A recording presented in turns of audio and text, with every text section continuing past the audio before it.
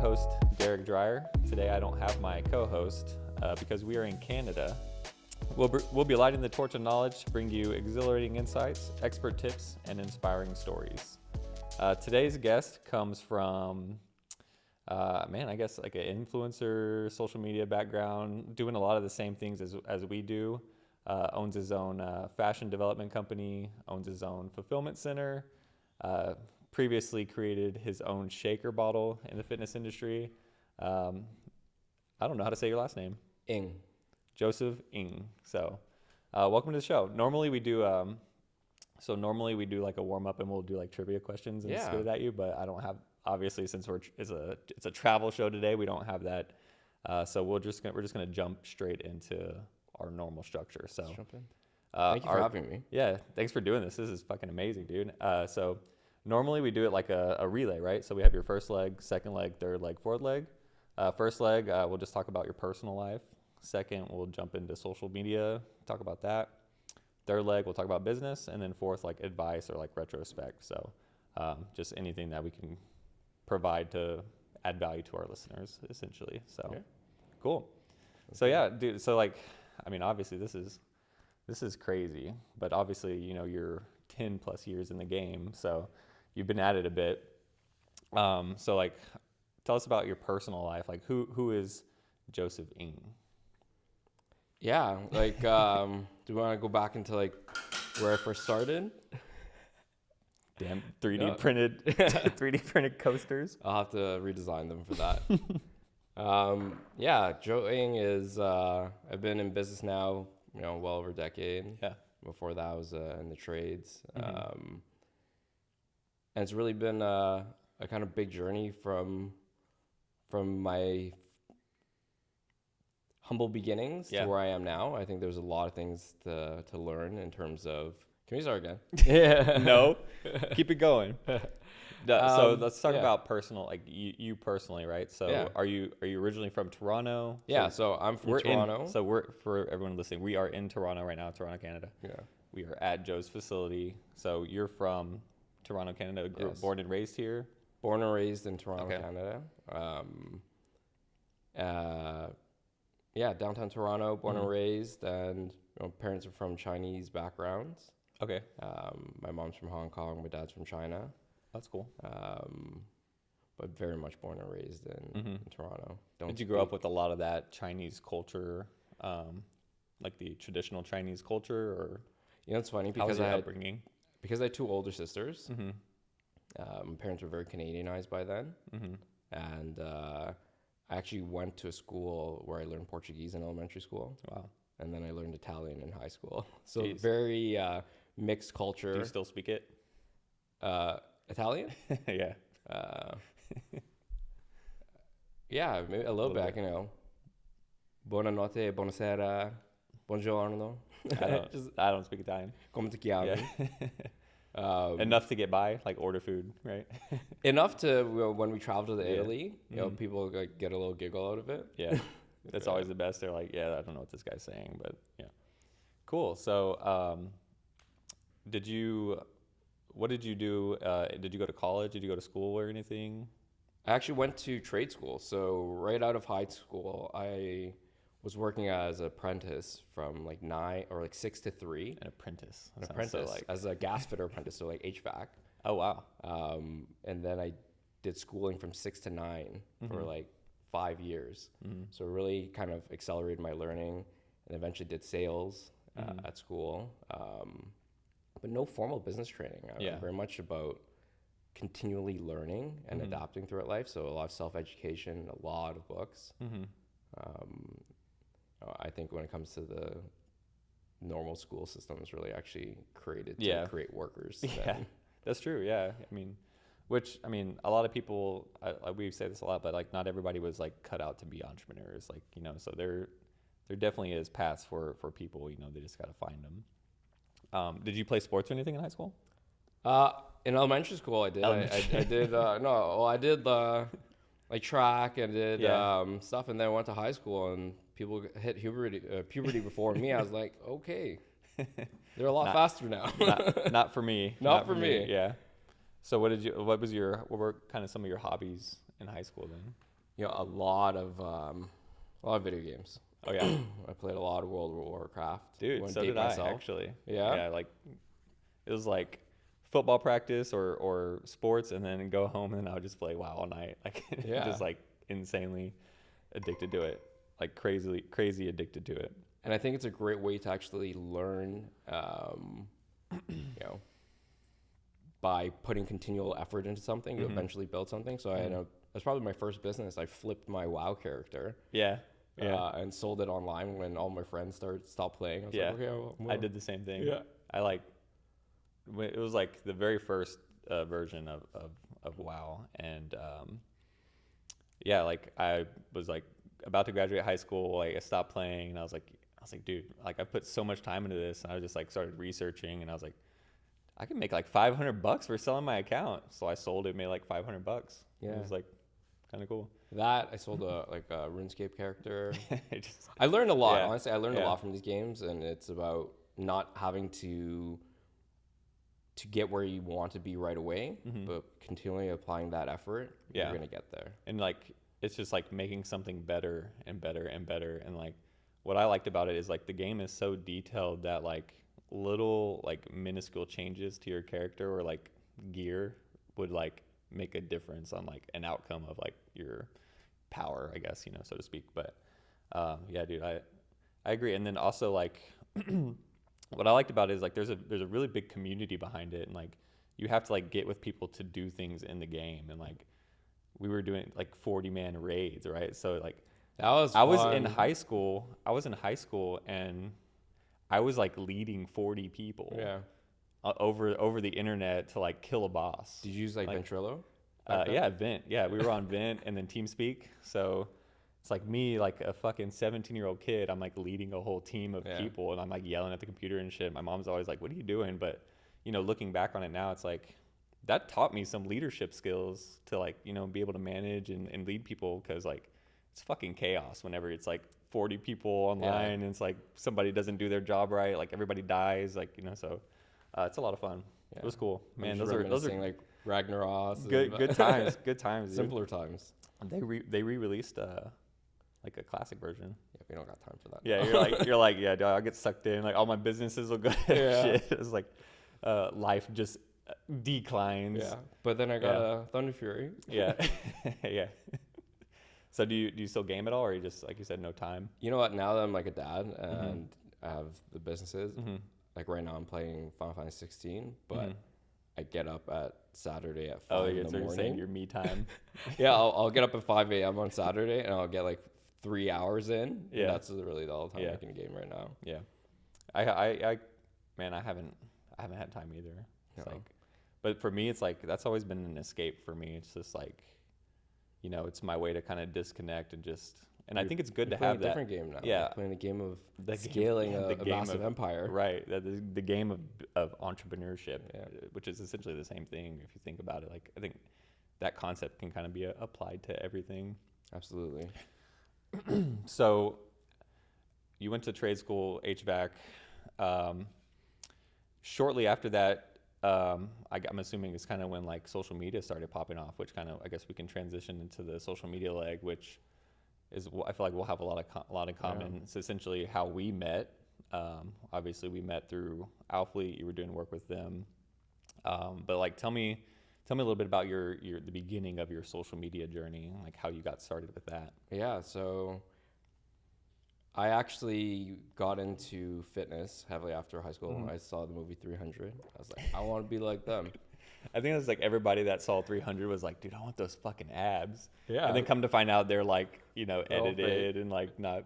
But I did see did you look into some of the workouts that they were doing for that? Like they were pretty intense. Yeah, I tried those Yeah. in the beginning. Like I left that movie theater. I'm like, I'm gonna go buy those Bowflex Select Tech dumbbells, and I started, working out in my basement. And years later, I actually ended up doing fitness modeling. So we have the OPA in Ontario, and then we have like NPC as well. And I ended up doing like Canadian Nationals for men's physique. Nice. I know I don't look like it anymore. And this but is like what, 2012-ish or 2013?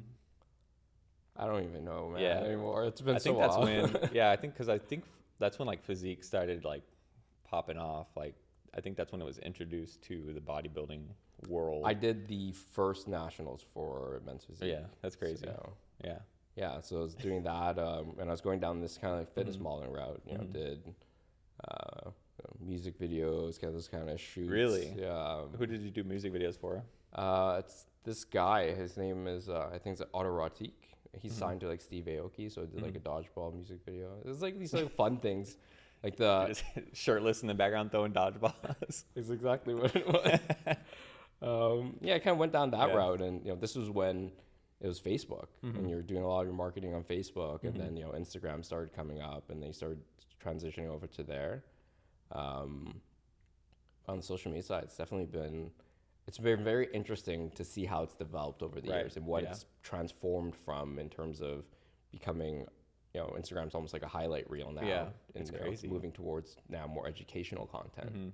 It's crazy how it is now. Like I feel like it's so saturated too. Like everything is just, or the internet it's given people tools to like just do more, right? So Yeah. it's like more people are making music, more people are making videos, more people are doing podcasts, and like just I feel like there's so much content creation out there now. It's been wild to like just watch and see it all kind of develop. But I think by how large the market is now, it allows a lot more specific niches, Mhm. right? There's Hmm. there's a shawarma restaurant in Right. Canada that has 1.2 million subscribers. Yeah. They got a gold Yeah. play button, and Yeah. it's like Yeah. that would have never made sense Right. 5-10 years ago. But because Right, the nobody audience would is have so gone to broad- like a production media company and put that on TV. So Exactly. it's like somebody loves fucking shawarma enough. They're like, I want to dedicate my life to this and make it a YouTube. That's crazy. It's all decentralized. It's cool. If anything, it's the power's being taken out of Mhm. decision makers, and now it's Mhm. being placed in power like the people themselves to watch what they want to watch. Yeah, yeah. That's a very good point of view to look at it from, because I think a lot of people look at it from the negative side and like the negative effects of it, but it's like it's really like fine tuning people's interests, right? Yeah. We're on a podcast right now. Yeah. From talking somebody- about business. Yeah. Talk about business. Yeah. You own a fulfillment center. This would never have been Mm-hmm. something that happened 5 years ago, Yeah. 10 years ago, even like 3-4 years Right. ago, right? Yeah, it's not something I imagined I would be doing. No, and there's gonna be people that want to Mhm. watch it. What got you into social media? So like fitness, you were posting on Facebook. Like what was that? Like you were just posting like what you were doing, and were you getting a lot of traction or? Yeah, so there's a lot of like the fitness modeling content. Mhm. This is back when like cutandjack.com was a Mhm. thing, Bodybuilding.com. bodybuild.com. Fun Mhm. fact, Ben Francis interviewed me for his old website, twotone.com, Really? before That's funny. he launched Gymshark. It's crazy how I might go on a tangent, but it's crazy how like the fitness world is pretty big, but it's actually like pretty small at the same time. Oh, yeah. Like I feel like I've met a lot of people in the fitness industry, just from working with Alphalete, and it's like it seems like it's a smaller world than it actually is. Like when you're in it and a part of it, and then like all these other industries seem pretty huge, but it's probably like the same scenario for these people that are in it, right? It's like Yeah, I it's think, kinda I think people with common interests and people who are very like-minded, they're Mhm. going to gravitate together because Mhm. that's how you create something that's really awesome and Mhm. magical, and you resonate. And like we're Yeah. able to talk to each other and Right. build each other up, Mhm. and that's the exciting part about these industries. Yeah, it's really cool. Okay, so I tangent again. Okay. No, that was a tangent. Let's jump back to you Okay. with social media.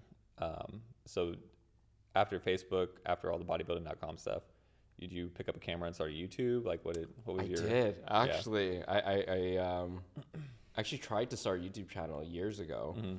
I showed Diego Oh, really? it the other day. I'm like, oh, one of my videos has like almost 900,000 views. This will get like a little tiny check here and there. Yeah. I think for me it was I started that up, but then launched Umoro, so Mhm. didn't have time to kind of continue Mhm. that. But did that, and we did our own production series for when we had Umoro, so Mhm. a lot of experience in terms of making content, being behind the camera. Yeah. And now I'm going to be in front of the camera again. Yeah. Are you excited for that? I am. I think, transitioning from fitness to where I am now, Mhm. there's a lot of learning that I've done.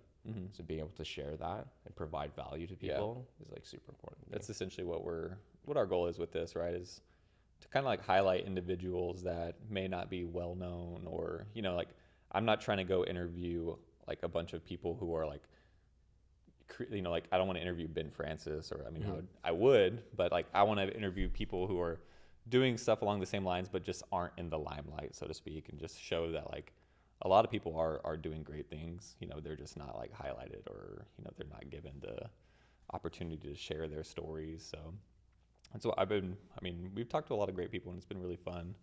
That's awesome. What is it? Do you utilize social media, or what have you been utilizing social media for, like from a business standpoint? Yeah, so you know, I think in terms of the way you market, it's going to massively change from where it was to where it is now. I think you need to connect with your audiences on an organic level and let them into your business, so people actually understand what you truly do. And obviously be able to, on our side where we design and actually build out brands for influencers, you're not going to find them through Google AdSense. You got to be where they are. Yeah, like we were talking about last night, you know, it just gives you a way to humanize your brand, right? And like put a person behind the brand that somebody can relate to and, you know, bond with, or like feel comfortable like essentially giving their business to. Whereas like if they just saw an ad that said like, we can make your product, you know, they may not be more as inclined to click on that ad and contact you, but like they see us on a YouTube channel or in a podcast, and they're like, man, I really like these guys' values. I like what they're doing, and that just builds a whole rapport itself. And it's crazy that that's like what it is now with social media for a lot of people. Yeah, and I think we all grew up with how it's made. Yeah. So now we all want to see what, like, going back to that. Now we're making it. Yeah. What does it actually look like? Yeah. Like, what does it look like to design these products from start to end? Things don't just show up, right? And getting people an inside scoop onto that, I think allows people to appreciate what the end product is. You know, when you ship out a product, it just doesn't magically arrive at their front door. You're able to actually show them how much care and effort and thought is put to actually being able to get it to them as fast as possible. Yeah, it's not as easy as people think. Like, just it's not at all. It's like it's so technical, especially with clothing. It's so technical. There's so much back and forth, so many fabrics, so many different like little tweaks, and like one mistake can make the whole garment like not fit properly or function properly. And it's I just watch a Daniel sometimes. I'm like, I don't know how you do that. Even beyond like the fit and the fabrics, is it the right product for your specific audience, right? And that's the big key. So it doesn't just feel like someone's launching another brand. Oh, someone else is launching a brand. Right. That happens all the time. Yeah. It's about having the understanding that I'm launching something for my audience, and they understand that, Right. you know, they care about what they're creating for me as a customer. And it's unique, right? I mean, we always say there's two different routes, right? There's like, you can go the merch route, which, you know, is just slapping your logo, selling a garment, or you can go like the full on branding, creating pieces from scratch, and like really developing the product to like you and your audience, like you said. Absolutely. And some people don't, you know, some people can't differentiate the two, but it is an actual thing. It's 100%. And, you know, there's nothing wrong with making merch. Yeah. There's nothing wrong with Oh, absolutely, right? It's with whatever products you create. I was talking to Diego about this the other day. You know, there's nothing wrong with the 800 pair of jeans. If someone's willing to buy that, they see value in it, right? You know, it's about putting those products out that people at the end of the day are very happy with, regardless of what it is. You see a lot of people on social media like, oh, they just like went to Alibaba and slapped a logo and blah, blah, blah. And it's like, some people do that, and like there's nothing wrong with that either.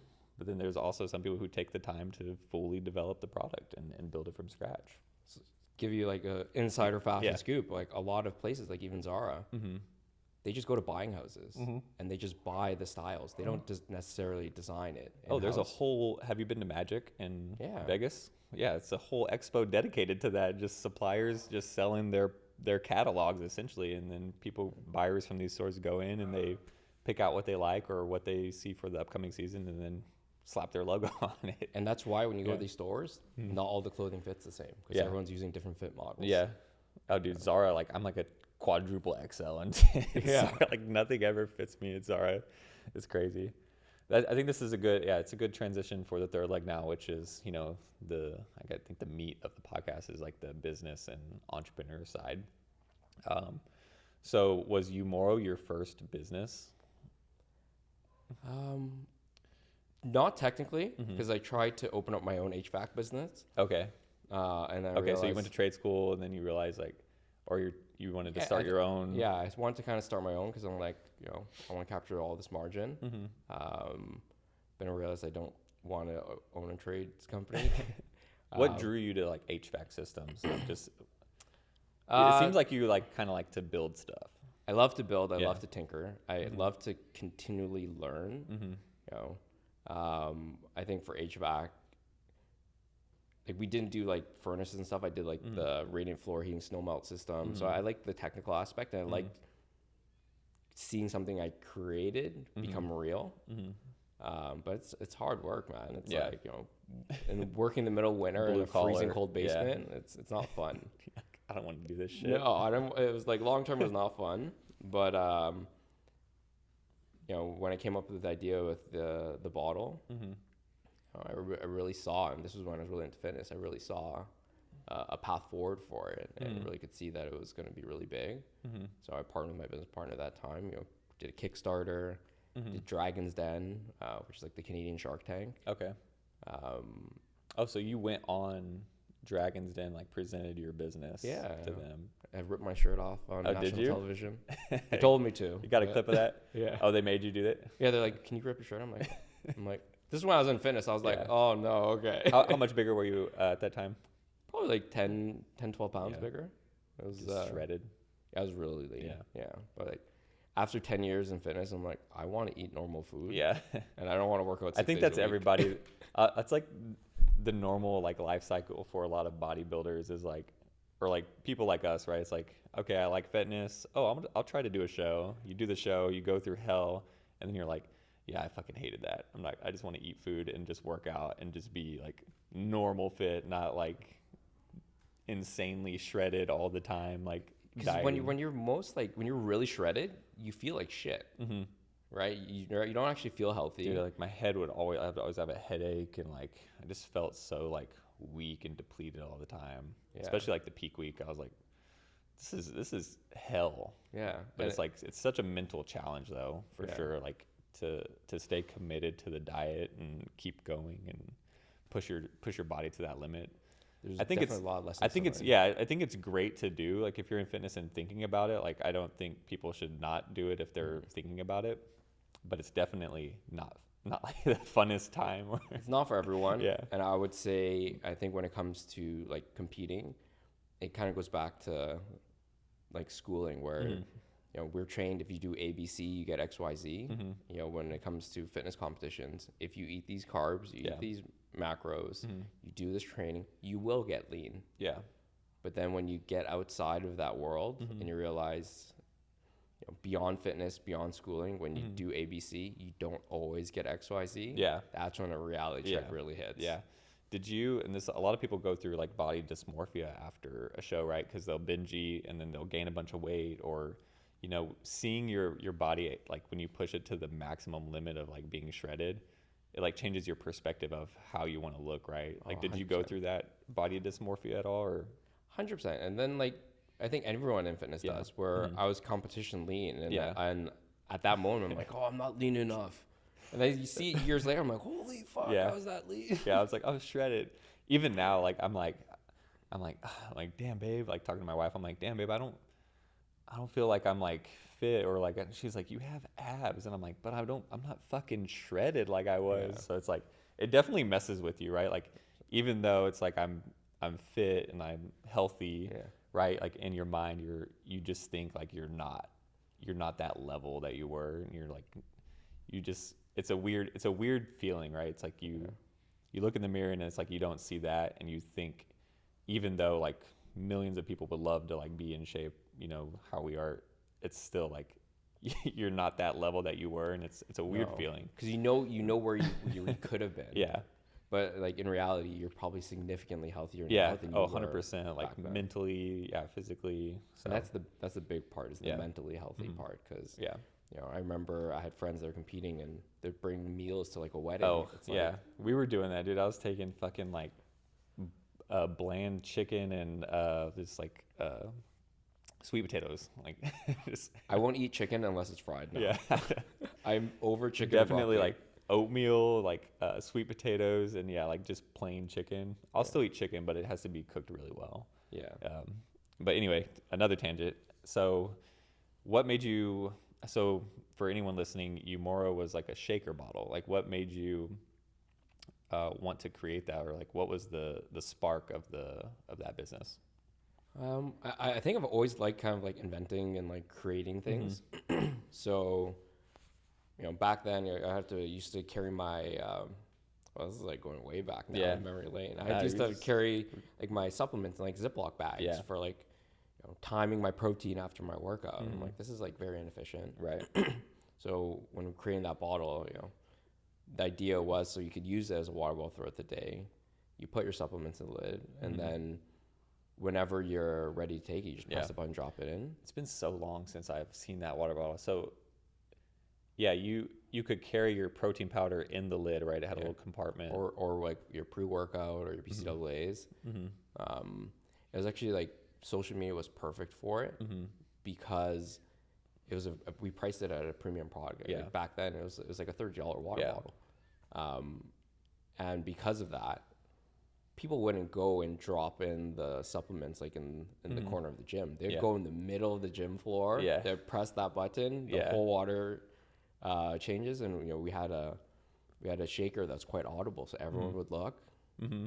It was like a great product to like self-market itself. Yeah, so it's like, yeah, social media at that time I think was also kind of like starting to blow up. People were becoming like fitness influencers, and so yeah, I think you hit the market at like a great time for that product. Yeah, and like that's how And it looked cool. Like it was like nice and sleek, and like you just felt like it's like the Lululemon of water bottles, right? It was like you felt like you had like a premium product when you're walking around the gym with it. It was a cool product. And I'm happy for the relationships I built. Like Mhm. Christian and Max were like Mhm. sponsored athletes for that bottle back Mhm. in the day. Yeah, I Um, remember that. So it definitely was a great part of my life. Yeah. But after a while, I'm like, I'm Where did the tired. name come from for that? So Umore is like I actually Latin still for have you water. in my phone as Joe Umoro. Oh, yeah? For the longest time, I thought it was your last name. Yeah. So Umore is Latin for water, Okay. and then we just add the Oh. just to make it sound better. Yeah. I mean, it's a good name. It's like kind of catchy. Yeah. So what happened with that? You decided you didn't want to do it anymore, or Yeah. So we built that up. how big and did you actually end up scaling that to? at our peak we were doing like 50, 60K a day in sales. It's insane. Off Of plastic water bottles. Yeah, it was like And it the was, margins are as probably a like fulfillment 90%. well as a film. Oh no, it was really expensive Mm-hmm. to make the That's true, bottle. because you probably had to do custom molds for everything. And Oh yeah, the molds were expensive. We used Eastman Triton. Mhm. We have people that still message me today and be like, "My bottle still works." I'm like, "Yo, that thing lasted way too long. It was way over engineered." you took good care of it then, I guess, Yeah. and it was a good product. Hey, I mean, but in that sense, right, the $30 price tag was worth it, right? If 10 years later it still works. Yeah, So it's absolutely. good craftsmanship, I guess. Yeah. So like we built it, we scaled it, Mhm. and then we kind of wanted to pivot the business. So we Mhm. actually pivoted to apparel originally, Mhm. and we were launching our own clothing line. And as we were Mhm. doing this, we had the opportunity to actually manufacture for other brands and Mhm. design for other brands. So we kind of started doing that, and that Mhm. business started Mhm. growing. And then we made a decision at one point. It's just like, we're really good at doing the development process. Mhm. Let's really kind of build and scale on our expertise on that. And we made Mhm. the decision to shut that company down. I think a lot of people, when it comes to business, they think a business has to go on forever. Mhm. But business is a business, right? It served its Yeah. purpose. Mhm. You extracted the value you want out of it. You learned what you Yeah. want to learn out of it, and then you It's moved not on a to the next failure at thing. all. Like, No, it's It's I used that money to build my other businesses. right. Yeah. So did you just like liquidate it and close it, or did you sell it? We just closed it. Just close it. Yeah. We for us, it just got to the point where it's like it didn't make sense. We couldn't give it the attention it needed for it to grow as a business anymore. So we shut it down, and then we focused on our other businesses. Yeah. Do you consider that your first business as like essentially like your stepping stone, like you're Absolutely. learned how to kind of run and scale and everything like that? Yeah, like I didn't go to school for this. Yeah. I went to school of hard knocks. Gotta learn everything as we go. I learned about supply chains, learned about pricing products, learned about marketing. Learn about everything that you needed to learn about business, and doing it as the business is growing. It was definitely it accelerated the journey. It wasn't just theory; everything was practical knowledge. But it was a long time ago. But I'm kind of reminiscing in my head about it now. But it's good. It's always good to think back, right, and just think back on your journey and like the lessons you learned, and it just gives you like a deeper appreciation for like where you're at now in life, right? And that's the hard thing. Yeah. I know, like you probably as entrepreneurs, you always want to grow. Right.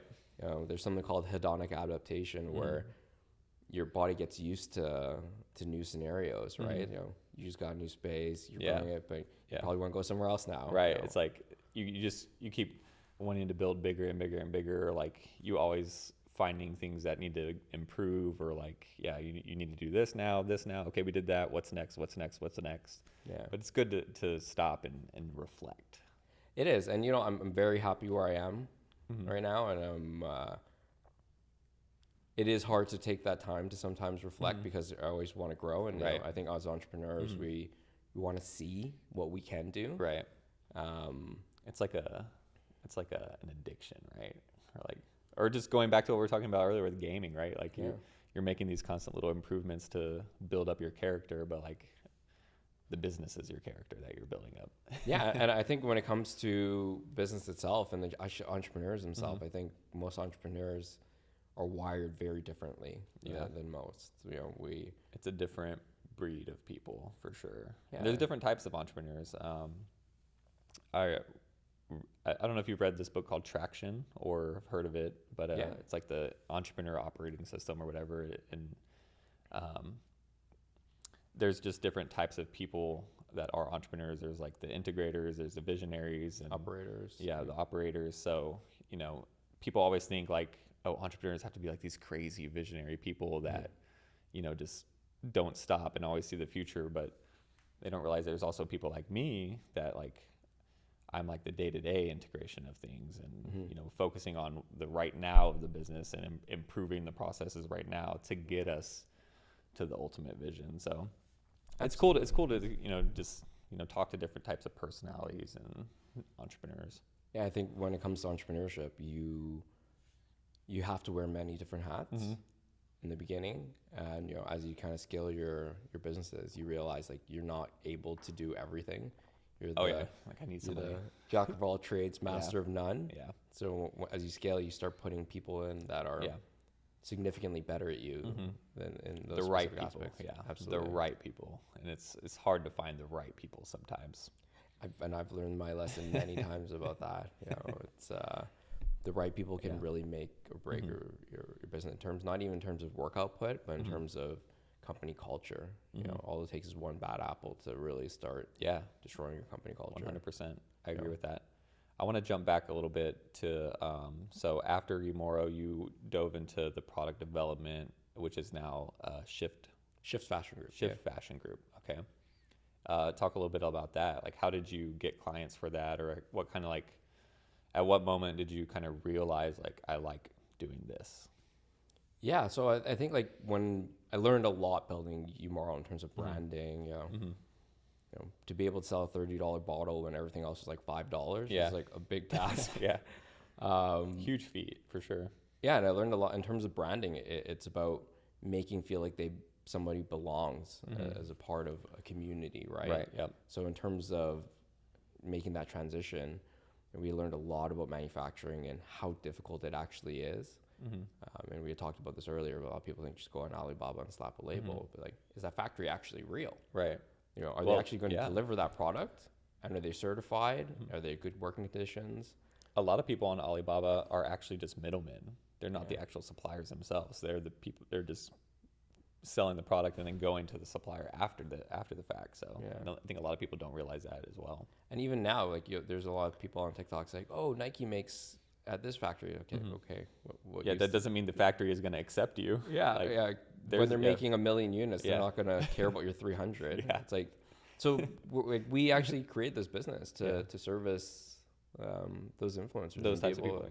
You know, when you're a celebrity and you're a movie star, you don't have time to be going to a factory on Alibaba to try to find these things. So, you know, we're over here, we create this experience. We take people through the entire journey of actually not just creating a product, but the entire journey to get there. So they're educated, so they know why specific decisions were made.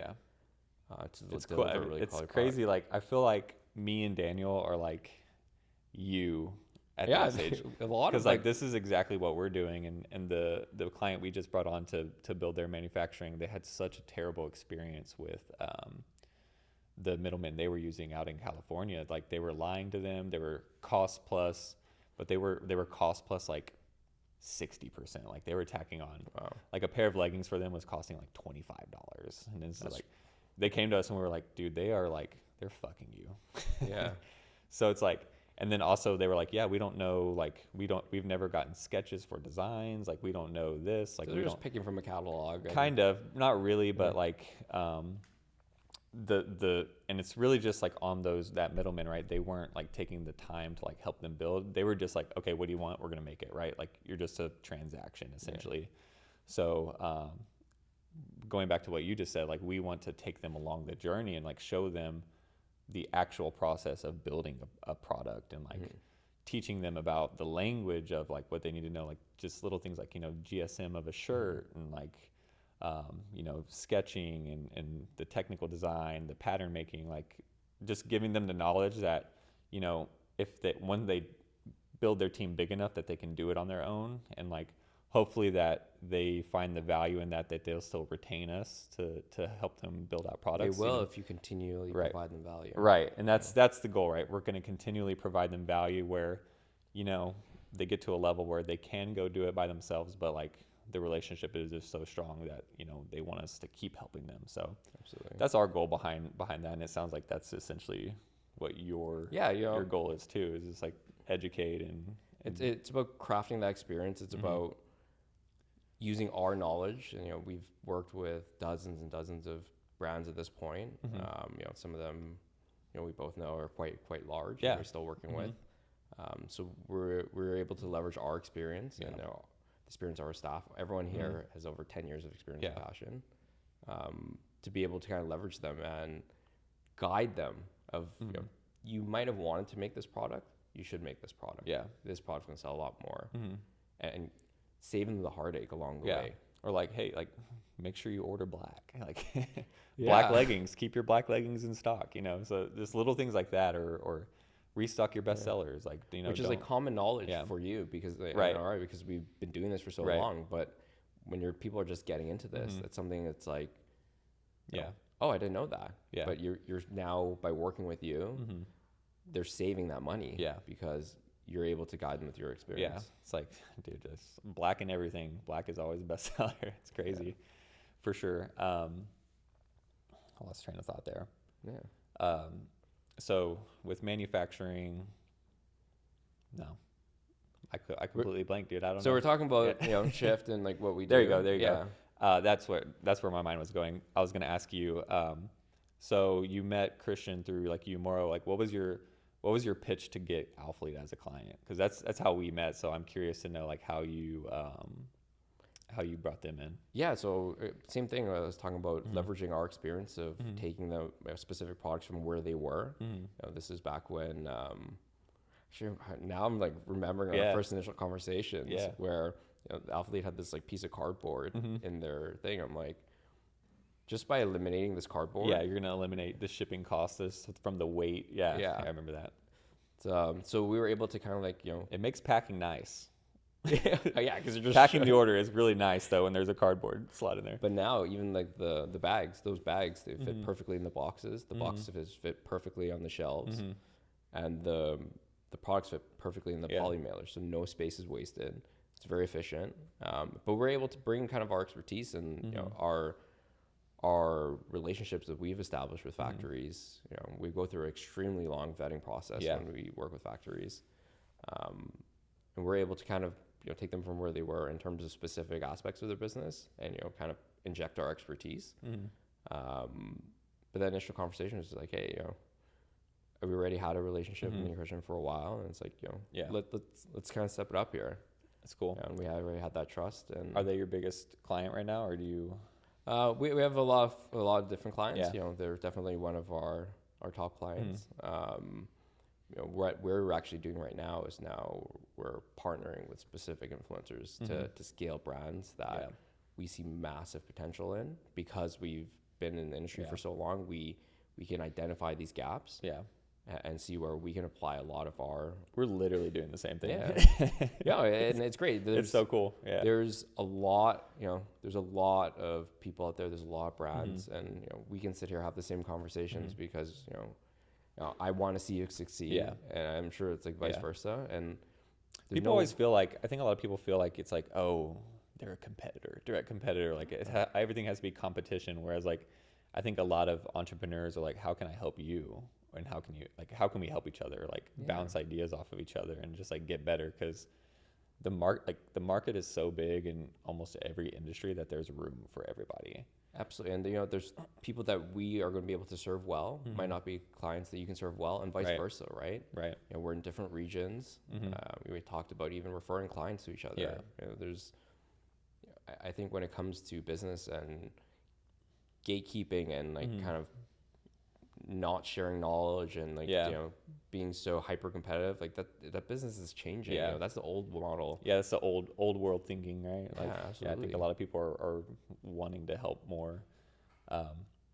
So shift with manufacturing, what got you into the fulfillment side to start pulling in fulfillment clients? Was it just something that you're developing all these products for people, and now like, oh hey, we can also ship it for you too if you want us to? So like growing our business, like from the Umoro stage to now, Umoro, we've worked with 3PLs before, and we know the frustrations of working with 3PLs, because these are guys that are building fulfillment businesses, but they've never owned a brand themselves. Right, 100%. So we created our fulfillment center because like we know what demands brands actually need, and we can actually take their concerns and actually look at it from a brand's perspective. What do they need in a fulfillment center, and provide it to them.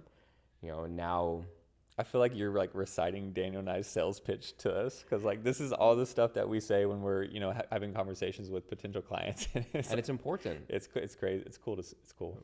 And it's important to actually know that the place that you're working with cares about you because they've been there. So right now, when it comes to like Shift and Ship Apollo, we are now like a fully integrated thing where someone, if we identify someone that we want to work with, we can literally do everything. We'll do the marketing, we'll do the entire brand build out, we'll do the shipping. And because we have the entire supply chain, like turnkey, it makes the processes a lot easier for the people we work with. We call it a full turnkey business incubator, essentially, right? Like somebody can come to you and be like, I want to start a business, and you can just, okay, I can do every single part of it. All you have to do is say yes or no and do what you're good at, which is like the marketing and selling, right? Which is, it's really cool to do that for people and like see them build something from scratch and grow it so big. And you can do it because you've done it. And you essentially, we're partners with these people, right? Like, and I think that's, like you said, owning your own businesses and going through those trials and tribulations, like you're able to like just guide these people a lot better and help them avoid the headaches and mistakes that we made the hard way. And I think that's something like building businesses. A lot of people are afraid of making mistakes. They're afraid of failing, but failing is a big part of the learning process. I failed many times, but I've succeeded more It's times part than of I it, yeah. failed. So That's part of it, right? If you're not failing, you're not like learning. and you're not Right. testing the boundaries. Right. You're not, yeah. So it's definitely part of it. And I think people harp or get caught up on, if they fail or do something wrong, it's not as detrimental as it may seem. No, like you can make 9 decisions that are wrong Mm-hmm. with the one The one decision right that's one. right. Yeah. That's how you can build and scale a business. And like I said, when it comes to entrepreneurship and business, that's the entire process is Yeah. testing your theories, because everything is a hypothesis. Yeah. Everything is an idea until you actually test it in the real world. Yeah. I think that's a great segue to the final leg, which is like goals in retrospect. So obviously you've been able to build Shift and Ship Apollo, build it up over the past 5-6 years. I'm not sure how long you've been doing it, but what are some of your goals with the business? Like what's next for you with these businesses? Yeah, so I think for Shift itself, we're really integrating a team here and to become like the go-to for large scale build out of brands.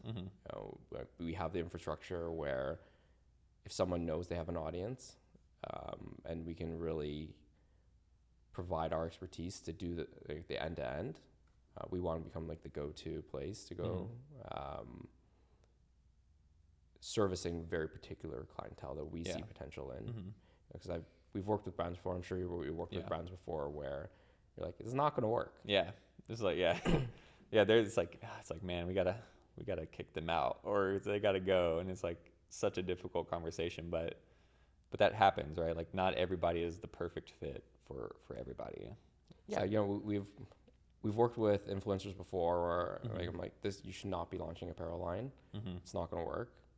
They still want to do it, and in the past, we just took it on the work because we needed it back then, and then it didn't work. Yeah, and they launched an OnlyFans and made significantly more money on that.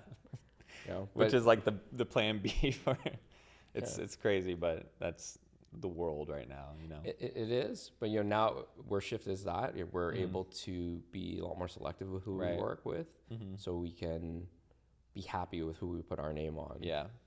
So it's a lot more of it's a lot more fun of a fun business because I'm not just trying to process work anymore. Right. It's like I'm able to apply my energy and like see potential. Yeah, it's like people. At the beginning you're like, yes, we'll take on everybody, anything and everything, and now you're at a point where it's like, okay, we can be selective. We know what we're really good at. Like if somebody comes to you and is like, oh, I want to develop some fucking like computer monitor, you're like, that's not what I want to do. Yeah, that's like it's not what I'm good at, right? Yeah. So like you've fine-tuned your niche. Exactly. Like what we've actually rebranded recently from Shift Sourcing. So we were doing a lot more stuff, and I'm like, we're not going to do that anymore. Yeah, solely focus on fashion. This is what we're really good at. We're going to execute.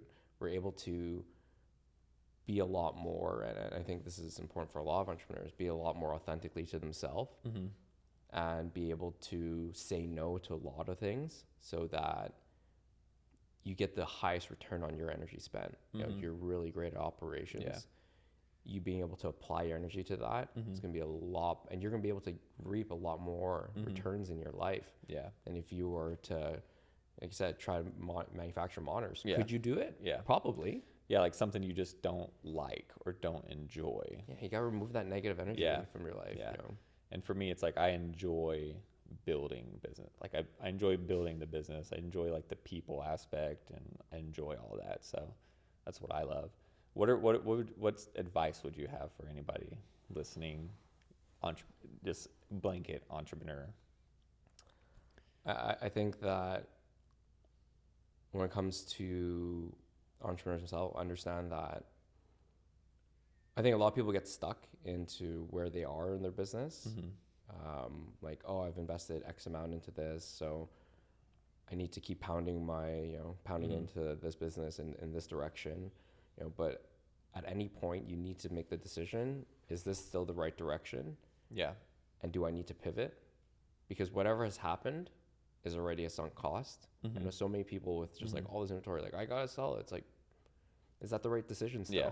It's already been spent. Your time has already been put into that.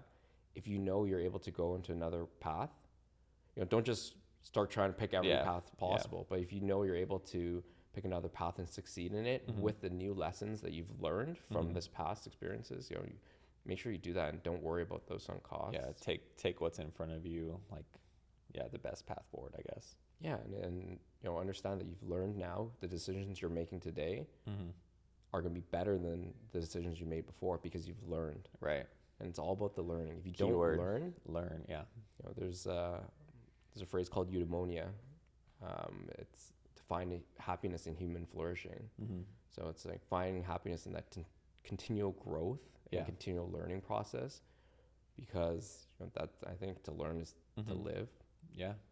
I'm getting a little philosophical. Yeah, you're getting deep over here. But to learn is to live. And what are some of the books that you like, if you would recommend one book to anybody, in entrepreneur wise? it's hard. So I listen to Audible at like 2.5 times speed. So I'm just like powering through books all the time. Just pounding books in your brain. Actually, you know what? The book I would say would be Mindset by Carol Dweck. The Mindset. Mindset. Okay. It talks about a lot of. I'm over here putting it in my notes. Yeah, like it talks about like students here, let's say, where they're like, oh, I can't do this, and then you'll be have the exact same amount of, or same age group students in a completely different part of the world, and because they've been trained differently, it's like, I can't do this now. How do I actually learn to do it? And I can do it. And anyone who's actually succeeded in life, they have the mindset of continual growth and personal growth and learning, and don't become Michael Jordan by not pushing yourself, by not training 6-7 days a week. You get there by having the mindset of, I'm able to do this, and because I know I am, I will. Yes, I have that same mentality. Like, my thing has always been, like, you don't have to do all these crazy things, follow these crazy schedules to be successful, like do all this. Like, my one thing is that I've always kind of stood by is like, I can learn anything I want to. Like, this is a portal to all the information in the world. Yeah. But just the mindset, just the belief that, like, if you're like, hey, Derek, learn this software, whatever you need to learn it in a week, like, I can do it. Or like, hey, figure out this. And I think that's what, for me, it's like why I've been able to, like, build these businesses, or like even with Outfleet, it's like I came in, we were doing like 1,000 orders, and I was able to help them scale to whatever, like 30,000 orders a month. And it's like, came in, I was like, okay, I have no background in logistics distribution, but like, I know I can figure this out, and I know I can get better. And it's just like every single launch, every single time I was like, get better. Okay, what can we do better and better and better and better? It's like, I can do this. Okay, I can do this. I can do this. So it's like you said, it's a mindset thing. Just confidence, or just believing that you can do what it is. And I think that's a lot, like you said. So, and this is something about continually learning. So there's something called exaptation, and it's about, so let's say that the printing press, don't quote me on these exact facts. Okay, but the printing press was created by a guy who was actually a goldsmith. So he had the ability to, mold metal and actually craft metal. And he had no experience in actually newspapers or anything before, but he was able to apply his knowledge from something else to that to create something that was massively important to the world. Stuff you're learning in terms of logistics and in terms of building your current businesses, 10-15 years from now you're going to apply to a different industry, and only you're going to be able to do that because you have the experience that you learned everything right now. Right. That's crazy. People think that it's like there's always only one or the right way to do things, but it's like, I love looking at things from different perspectives, or like outside perspectives, or like just a different way of thinking, I guess you could say. There's a lot of things in terms of even like math for our current businesses where you're dealing with clothing. There's a lot of measurements. When I was doing HVAC, I was doing a lot of measurements. I apply that stuff I learned to fashion. Like, it's crazy. Yeah. It's like, but if it works and it's better, it's like, and then that's also like how I feel like a lot of like inventions are created, right? It's like somebody who like comes from something just takes a product or like puts a different spin on it, and it's like they've made it better in a way that nobody else thought. So because they're able to apply stuff from when you're in a specific industry, everyone Yeah. thinks a specific way. yeah. Until an outsider comes in, and is like, let's try this. Mm-hmm. That's awesome. Yeah. Cool. I think that's a good topic to cross the finish line on. So, first of all, I just want to say thank you for letting me host you in your space. It's like an amazing space. Thank you for taking the time to talk to me, and to the listeners at home. Hopefully, you gain some sort of knowledge in entrepreneurship, or just, I always say our goal is to, if one person finds value and is educated in some sort of way from our podcast, then that's all we care about. So and thank you for having me on this. Yeah. I really appreciate yeah. the opportunity to even like chat with you Yeah. about this and go. Yeah, I back don't and think I've forth. ever talked to you like on like a deeper level, just beyond like, I know of course like our business stuff or Yeah. like bouncing ideas off of each other, but you've always helped me. Obviously you're a little bit ahead of where we're doing, but we're doing the same thing, and you've always answered any questions I've had or helped me in any way, and I really appreciate that. I'm all about providing value Yeah. and helping. Yeah. Cool. All right, well, yeah, let's wrap it up. Thank you. All right.